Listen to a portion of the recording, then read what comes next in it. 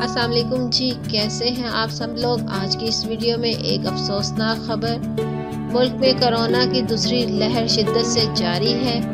Corona virus के बायस retired lieutenant general chairman public service commission Mohsin Kamal इंतकाल कर गए। तफसीलात के मुताबिक मुजफ्फराबाद से ताल्लुक़ रखने वाले सबका रिटायर्ड जनरल मोहसिन कमाल, जो चेयरमैन पब्लिक सर्विस कमीशन भी रह चुके हैं, आलमी वबा कोरोना की वजह से इंतकाल फरमा गए हैं। सियासी और समाजी शख्सियतों की जानिब से इजहार ताज़ियत किया गया है। वज़ीर आज़म आज़ाद कश्मीर राजा फारूक हैदर खान ने भी दुख का इजहार करते हुए कहा कि कश्मीर के अजीम सपूत मोहसिन कमाल की खिदमत नाकाबिल फरामोश है, जबकि Azad Kashmir public service commission के चेयरमैन की हैसियत से उनका नाम सुनहरी हरूफों में लिखा जाएगा। अल्लाह पाक से दुआ है कि अल्लाह पाक इनको जन्नतुल फिरदौस में आला मुकाम दे, इनकी यही मंजिलें आसान करे। अल्लाह पाक इनके घर वालों को सब्र और जमील अता करे। अल्लाह पाक हम सब पे अपना रहम और करम करे।